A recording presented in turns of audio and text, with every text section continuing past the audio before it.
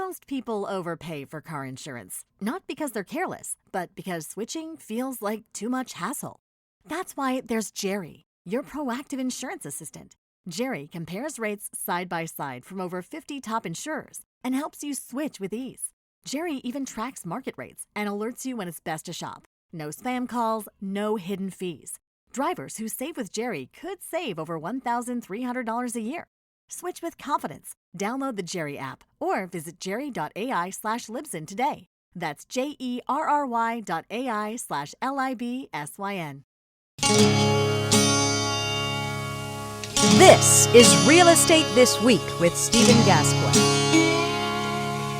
17 years on air and online, helping you succeed in buying, selling, and investing in property. The best real estate strategies out there, just for you. Welcome to Real Estate This Week. Hi again, I'm Stephen Gasque, and I'm delighted you're here as we look at the summer market, all about what you need to know if you're buying a home, selling a home, or both in the next 3 months.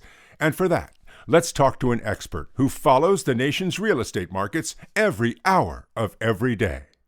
Joining us now is Selma Hepp, Senior Vice President and Chief Economist at Cotality, formerly known as CoreLogic.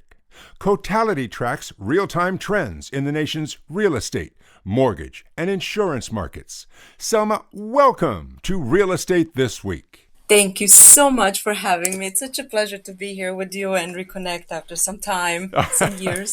I am so glad to be talking to you. And so, Selma, let me ask you this. As we enter the summer market of 2026, what's your headline? What's happening in real estate in America? Well, the real estate market remains rather subdued in terms of housing market transactions, meaning how many home sales we have out there. Although what's encouraging to me is that despite the spike in mortgage rate that we saw following the Middle Eastern conflict and spike in oil prices that result in a short shock for potential home buyers, but we do see home buyers sort of rethinking, and those that have been ready for a while starting to come off the sidelines. So it is not a super exciting housing market like it was a few years ago, but by the same token, it's not overly competitive. So for those folks that are interested in coming in, there's less competition, so less bidding wars, for example, and more inventory. And that's a different environment than it was a few years ago. And that to me is very encouraging when I think about what the market outlook is going forward. I see. Interesting, because it sounds to me as though you're saying that buyers have some things in their favor, like more homes for sale, and some things that are not in their favor, like mortgage interest rates rising. And so this is causing buyers to sort of think more carefully before they jump in? Yeah, I think so. When we look at, as traditional economists, when we look at these indicators that give us a sense of what's going on in the housing market, what we do see is that it takes longer for home to sell, so days on market are longer. There is less price bidding, meaning home selling over the asking price.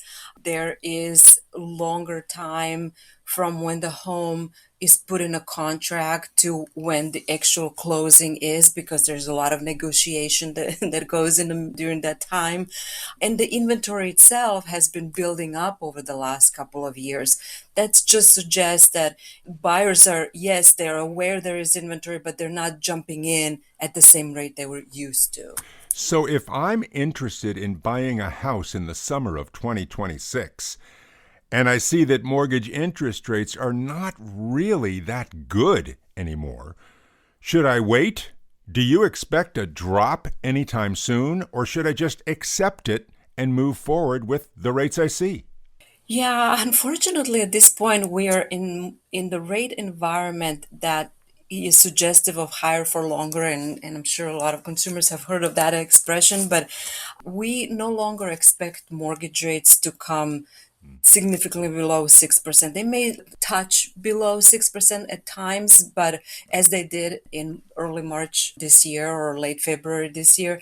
But overall, we have a lot of risks that are driving overall borrowing rates higher, including mortgage rates. And so it's a very dangerous game to say, okay, you should wait, which, a lot of people have been doing for the last couple of years because the message was mortgage rates will come down, mortgage rates will come down. Well, now knowing that mortgages are not likely to come down more than, maybe 10, 20 basis points, and home prices continue to increase at very slow but steady pace. I mean, they're still up on a year-over-year basis. It's as good time as any, in my opinion. If I was a potential buyer right now, I would be looking at the market because I think the opportunity now is not so much where mortgage rates are. It's more in the fact that there is inventory, demand is low, so you can negotiate better. You can get a better deal. Sellers who do need to sell, and we have to remember that not all sellers need to sell. They may be testing the market and then deciding not to sell if they don't get the price they want. But if they do need to sell, they're more willing to negotiate. So again, I think one should not focus anymore on where mortgage rates are, what's going to happen with mortgage rates, but more like, can I afford this home if I buy it today, in a year from now, 2 years from now, and take into consideration that property taxes and insurance are going up? Only portion of the mortgage payment that's fixed is principal and interest, right? If you take all of those things in consideration and you calculate and you say, okay, I'm still comfortable, then I would say that's the most important consideration. Well, Selma, that makes a lot of sense. And it reminds me of that old saying in real estate, which is, it's better to buy real estate and wait than to wait to buy real estate. Well, that's certainly been the case. If you take out of the consideration the period of great financial crisis, which was very special time, and we don't have, for example, those mortgage products that we did back then that led to the surge in home prices, it's been generally the case that home prices have been on a steady rise historically. Right, right.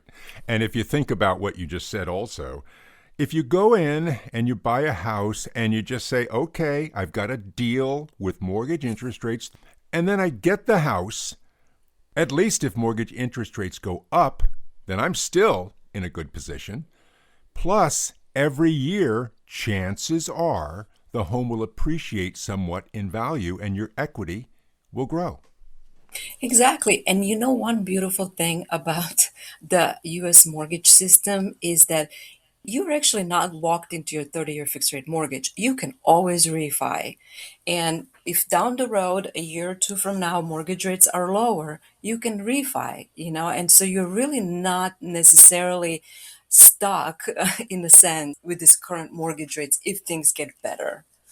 Absolutely. Now, let's turn now, Selma, to sellers in the summer market.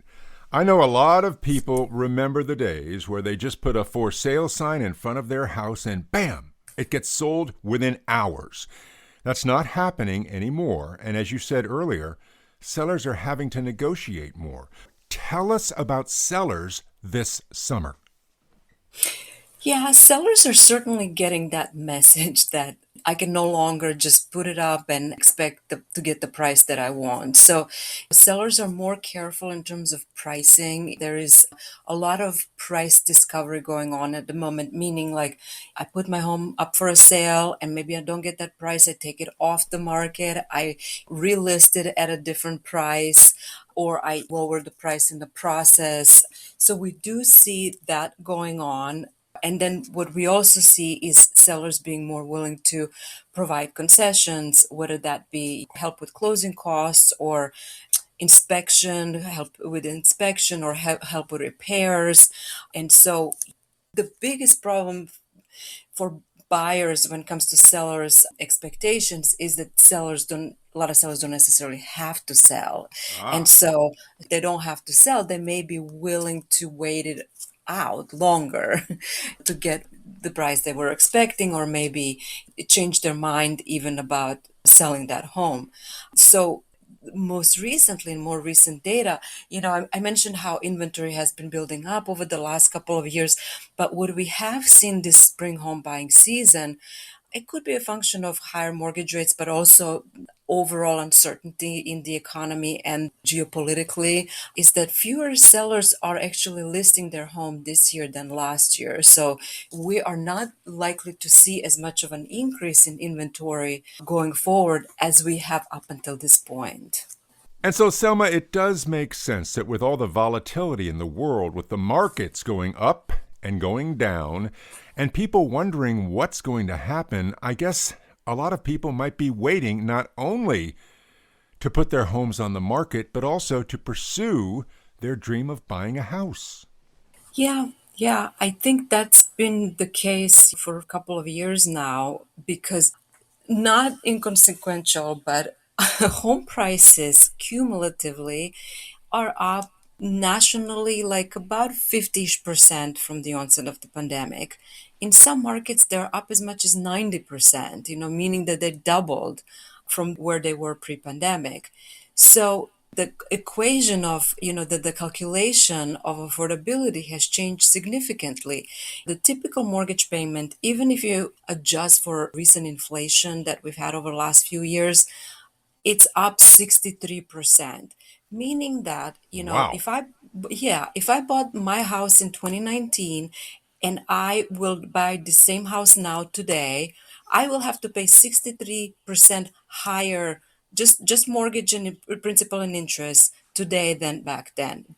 A median priced home. This is not even like higher price home. This is a median price home. So, the equation has changed significantly for buyers. And in the process, you're looking at having to come up with much higher down payment, which is excluding a lot of first-time home buyers. You have a lot of competition still generally in the market where there's not a lot of inventory, simply by the fact that there's not a lot of inventory. You don't have to have a lot of competition. You can have just few buyers, but when inventory is really low, it creates competition. So I can understand where people would find it a little bit more discouraging now to think about buying a home than a few years back. I see. And now a big question for you, Selma, because you are an economist who follows real estate all across the United States every single hour of every single day. Have the real estate markets across America moved from a solid seller's market into a balanced market, or in some cases, a buyer's market, or are they still pretty much a seller's market? I would say one important caveat here is that we have to always remember that local markets are local. There is no national housing story anymore. And all of these indicators differ very much depending where you're in the country. So in some markets, I would say you do have more of a buyer's market. In other markets, I would say you still are in a very deep seller's market. And in some markets, there is a bit more balance. It really depends where you are. And the reason why these differences exist is because coming out of the pandemic, we have had quite a bit of variation in the number of new homes being constructed, how much new construction was happening. And so in the markets where you have a lot of new construction, in markets where there's been potentially a lot of second homes or investor purchases in recent years, and now those folks have decided to sell that second home or investment, you have more inventory. That makes that market more of a buyer's market because the buyer has an upper hand. Mm-hmm. Mm-hmm. In markets where there hasn't been a lot of new construction, or where generally we haven't seen a lot of population growth, or because it's really population growth and job growth that drives sort of investor activity, how investors are impacting housing market, but in some markets, yes, there is a lot of investor activity. In some markets, maybe not so much. And when I'm talking about investor, I'm talking about all sizes of investors, because really the majority of investors are actually mom and pop. They're not these institutional investors that we're all worried about.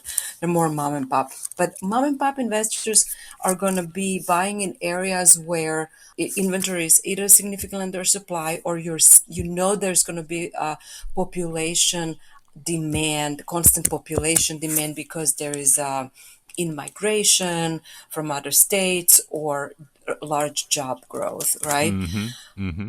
The point is that all of these things affect where each of this local market is at the moment. So in some, you'll definitely have buyers with an upper hand, in some you won't. I see. I see. And so, Selma, let me leave you with two big questions, one for buyers and one for sellers in the summer of 2026. Just to sum it up now, if someone were to ask you, Selma, as a real estate economist, is this a good time to buy a house? What would you tell that person? I would say that it's as good as any in the near future. I think that there's a lot of pent up demand. So if you're a potential buyer out there, there are many of you. And when there is a point in time when we have lower mortgage rates, I think that competition is going to intensify. And then it becomes harder to get what you want at the price you want. Home prices, by most estimates, are not going to go down. So, I know we all want to wait for that moment when home prices start declining. And a lot of times, potential buyers, that's what they say: I'm just going to wait until home prices come down. Well, history has shown us that that's very rarely the case. Maybe in some local markets, yes. Maybe if you're buying in west coast of Florida, maybe if you're buying in parts of Texas, home prices have come down. But for the majority of other areas, they have not, and they're forecasted to go up going forward. So home prices will be higher. Mortgage rates are not likely to move much. That's why I think now is as good time as any in terms of where we are currently in housing market environment. I see. And now the same question about sellers. Selma, if someone were to come to you and say, you are a real estate economist, is this a good time to sell my house? What would you tell that person, Selma? I think for sellers, there's a hard realization here. And that's the one that I was mentioning when buying a same home now would cost me 63% more in terms of my typical mortgage payment than it was, 5 years ago or 6 years ago. That's the hard reality for sellers. So for sellers, I would say it really depends on what the reason is that they're selling. Some sellers sell because they're retiring and they want to go live somewhere where it's warm weather and more of a retirement community, or they want to go be closer to the kids. Or sellers usually sell due to number of life events. And so to them, the bigger consideration, I think, is why they need to sell. Is it because they really need to be closer to another family member? And so I think for sellers, it's more about what's most important to them right now versus is it now a good time to sell? I see. I see. And speaking of sellers, we have to remember that many sellers, if they've had their house for 5, 6, 7 years, they've made a ton of equity. And so if they sell those homes, they're going to have a pile of money to either reinvest in their next place or just to scale down and have some cash on the side. That's a lot of money. Absolutely. Unlike previous cycles in the housing, this time around, it all the powers is currently in the hands of homeowners, of existing homeowners. And I say that because out of the $45 trillion valuation of the residential housing market in the US, 35 trillion of that belongs to homeowners themselves, not banks, not lenders, but homeowners themselves. So they have a lot of equity. In our Cotality data, which we track this very carefully, on average, existing homeowner right now that has a mortgage has over $300,000 in equity. That means that they can use that equity towards another home. So it's absolutely right what you say. Homeowners, they have a lot more cash to work with than, say, either more recent buyers that bought over the last couple of years, or even those that are just trying to enter the housing market right now. So sellers are really in a good position right now compared to any other participant in the housing market. Oh, Selma, that is such great information. And I really want to thank you for your solid analysis about what's happening as we enter the summer market of 2026 and what it means to anyone interested in buying a home or selling their home. Selma, thank you so much for being on the show. Thank you so much for having me. It was such a pleasure to talk to you, and I'm here for any questions in the future. Selma, I'm going to count on you. Thank you so much for joining us on the show. Thank you. Thank you so much for having me. You're very welcome. Selma Hepp, Senior Vice President and Chief Economist at Cotality, formerly known as CoreLogic. Cotality tracks real-time trends in the nation's real estate, mortgage, and insurance markets. Next time on Real Estate This Week, as the summer storm season cranks up, a special report on how to toughen up your house against violent weather. That's next on Real Estate This Week. And until then, I'm Stephen Gasque, and thank you for listening.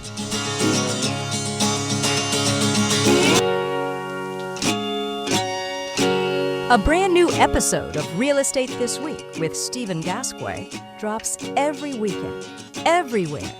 And you're invited to listen, subscribe, and follow us.